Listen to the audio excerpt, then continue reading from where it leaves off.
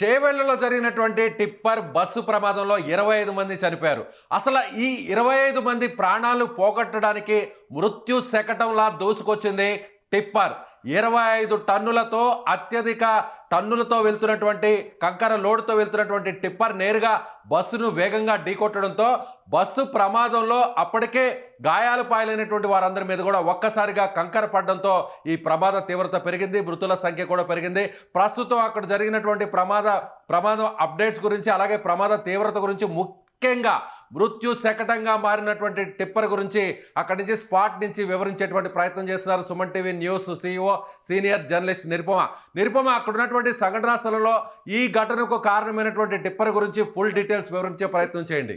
ఇదిగోండి, ఏదైతే టిప్పర్ ఉందో అదే ఈ టిప్పర్. ఇది ఒకసారి చూడండి, 06T3879 అత్యంత ఘోరంగా జరిగినటువంటి ప్రమాదానికి కారణమైన ఆ టిప్పర్ ఇదే. చూడండి, మొత్తం ఈ పార్ట్ అంతా పోయింది తప్పించి పైన అంతా కూడా ఎక్కడ పోయినటువంటి పరిస్థితి లేదు, కనిపించట్లేదు. మనకు మామూలుగానే ఉంది. టిప్పర్ పైన పార్ట్ వరకు ఏమీ కాలే, ఇక్కడ కిందనే ఎక్కువగా ప్రాబ్లం అయింది. మొత్తం అంతా పోయింది కూడా కిందనే పోయింది అంతా. ఒక్కసారి చూడొచ్చు, మీరు చూడండి, స్పష్టంగా కనిపిస్తోంది. అయితే దీంట్లో ఉన్నటువంటి కంకర ఏదైతే 25 టన్నుల వరకు కంకర ఉందని చెప్తున్నారు, దొడ్డు కంకర, ఆ కంకర బస్సులో పడిపోయింది. అదే మేజర్ గా రీజన్ అయింది. జస్ట్ ఒక ఏదో అటు నుంచి వస్తున్నటువంటి 2 వీలర్ ని తప్పించబోయినటువంటి టిప్పరు అత్యంత స్పీడ్ తో ఉంది, చాలా వేగంతో ఉంది. 2 వీలర్ ని తప్పించబోయి బస్ కి డాష్ ఇచ్చిందని తెలుస్తా ఉంది. సో ఇదిగో చూడండి ఎంత దారుణంగా అయిపోయిందో. ఇదే ఆ టిప్పరు మనకి లైవ్ లో మీరు కనిపిస్తుంది, చూడొచ్చు. ఒక్కసారి చూడండి ఎంత ఘోరంగా ఉందో. మొత్తం పార్ట్ ఈ సైడ్ అంతా కూడా పోయినటువంటి పరిస్థితి. ఈ ఫ్రంట్ పార్ట్ కూడా ఏం లేదు, మొత్తం పోయింది. ఫ్రంట్ పార్ట్ అంతా కూడా ఏం లేదు, మొత్తం పోయింది అసలు. ఒక్కసారి ఇటువైపు ఇక్కడ డ్రైవర్ సీట్, ఇది డ్రైవర్ కూడా చనిపోయాడు. డ్రైవర్ సీట్ చూడండి, అసలు ఏం లేదు, మొత్తం ఇలా క్రష్ అయిపోయింది. ఇది కూడా క్రష్ అయిపోయింది. ఇందాక మనం బస్సును చూసాము, సేమ్ టైపు ఇది కూడా క్రష్ అయిపోయినటువంటి పరిస్థితి. వేగం కూడా చాలా ప్రధాన కారణం అని చెప్పి తెలుస్తా ఉంది. ఇంత గట్టిగా వచ్చి తగిలినప్పుడు ఎందుకు ఉంటుంది, బస్ అయినా ఉండదు, ఏదైనా ఉండదు, అంత ఘోరంగా తగిలింది. ఇది ఒకసారి చూడండి, ఎంత దారుణమైనటువంటి ఇన్సిడెంట్ అండి. ఈ మధ్యకాలంలో ఎక్కడ చూడలేదు. ఒక వన్ ఇయర్ కూడా కాలేదు మేడం. ఈ రూట్ లో మన ఆలూరు గేట్ అనేది ఆడ కూరగాయలు అమ్ముతారు రైతులు, వాళ్ళ మీదకి లారీ లేదు ఇంతకు ముందే. టిప్పరేనా అది కూడా? లారీ, సిమెంట్ లారీ, ట్యాంకర్ అది. అయితే 1 ఇయర్ కూడా కాలేదు ఈ రూట్ లా. వేరే మన మనుషులు హాలీలు ధర్నా చేస్తే అక్కడి మన ఎమ్మెల్యే సాబ్ వచ్చి 1 ఇయర్ లో స్టార్ట్ అవుతుంది, 6 నెలల్లో స్టార్ట్ అవుతుంది, చెట్లు పోతాయి అనేది అని అన్నాడు మేడం. ఇంకా కాలేదు, ఇంకా కూడా అయితలేదు. అది ఈ రోడ్ చెట్ల దిక్కెళ్ళే రోడ్ అయితలేదు అంటారు వేరే రాష్ట్రం వాళ్ళు. మన రాష్ట్రం మీద చెట్లది కేసు చేసుడు కరెక్ట్ కాదు. మన ప్రభుత్వం ఏదనుకున్నా చెట్లు గాని ఏది గాని అన్ని తీసేసి తలుచుకుంటే రోడ్ అవుతుంది. మేము చేయాలని అనుకుంటున్నాం. మంత్రులు ఉన్నారు ఇక్కడ, ఎమ్మెల్యేలు ఉన్నారు, చేయాలని అనుకుంటున్నాం. రైట్. ఇది యాక్చువల్లీ అక్కడ బస్ దగ్గరే ఉంది ముందైతే. తర్వాత బాడీస్ తీసేటప్పుడు ఇబ్బంది అవుతుందని చెప్పేసి తీసుకొచ్చి జేసీబీలతో పక్కన పెట్టారు, లేకపోతే అక్కడే ఉంది ఇది కూడా ఇంతకు ముందు.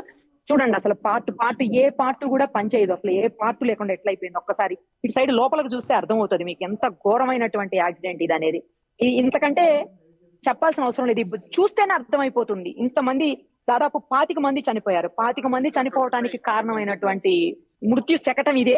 ఇంకొకటి తెలుసా, ఇక్కడ విచిత్రం ఏంటంటే జనరల్ గా 9 నెంబర్ అంటే చాలా బాగా ఫీల్ అవుతాం అందరం. 9 అంటే చాలా సెంటిమెంట్ గా, ఎస్ లక్కీ నెంబర్ అనుకుంటాము. ఆ 9 నెంబర్ కోసం కోట్లాది రూపాయలు, లక్షలాది రూపాయలు ఖర్చు పెడుతుంటాం ఆర్టీఏ ఆఫీస్ లో. బట్ వీళ్ళకి అనుకోకుండానే 9 నెంబర్ వచ్చింది. 3879 చూడండి, సేమ్ బస్ నెంబర్ కూడా 9 టోటల్. అది 9 ఇది 9 టోటల్ నెంబర్. అది 9 అయింది, ఇది కూడా 9, రెండు గుద్దుకున్నాయి. మరి ఇప్పుడు 9 కి లక్కీయా అన్లక్కీయా ఏమనుకోవాలి? సో సెంటిమెంట్స్ కాదు కావాల్సింది, నడిపేటప్పుడు నైపుణ్యం కావాలి, సేమ్ టైం కొంచెం ఆలోచన ఉండాలి, ఉండాలి, అన్నింటికి మించి జాగ్రత్తగా ఉండాలి. ఇవన్నీ ఉన్నప్పుడే ఏ ప్రమాదాలు జరగకుండా ఉంటాయి. అంతేగాని నంబర్లతోటి లేకపోతే ఇంకా సెంటిమెంట్స్ తోటి ఏమి కావు.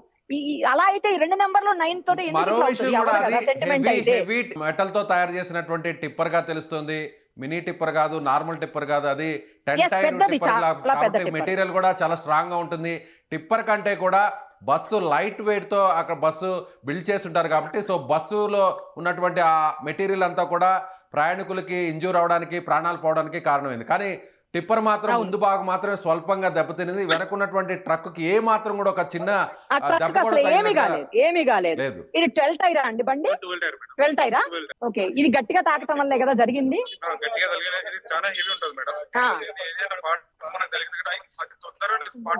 చనిపోయే అవకాశాలు ఉంటాయి. దీని వల్ల మనకు బస్ చాలా ప్రమాదం, చాలా గట్టిగా ఉంటుంది. చాలా గట్టి. ఏ టూ వీలర్ ఏమైనా తప్పించబోయిందండి వెహికల్? ఏమో మేడం, అది ఆడ చిన్న గుంతున్నది కదా, గుంతుంది. గుంత కాడ ఏమైందంటే ఓవర్ బ్యాలెన్స్ అవుతుంది మేడం. ఒక టిప్పర్ కానీ ఒక ట్రక్ కానీ బస్సు కానీ ఎదురెదురుగా ఢీకొట్టడం చూసాం. కానీ ఆ ట్రక్కులో టిప్పర్లో ఉన్నటువంటి కంకర, టన్నుల కంకర అంతా కూడా బస్సులో పడిపోవడం వల్ల బస్సులో ప్రయాణిస్తున్నటువంటి ప్రయాణికులు ఇంత పెద్ద సంఖ్యలో చనిపోవడం అనేది నాకు తెలిసి బహుశా దేశంలోనే ప్రథమం అనుకోవచ్చు. మీరేమంటారు నిరుపమ? అవును, 100% మీరు చెప్పింది. ఇంత అత్యంత పెద్ద ప్రమాదం మొన్న మనం చూసాము, 19 మంది చనిపోయింది, అది సజీవ దహనం అయ్యారు.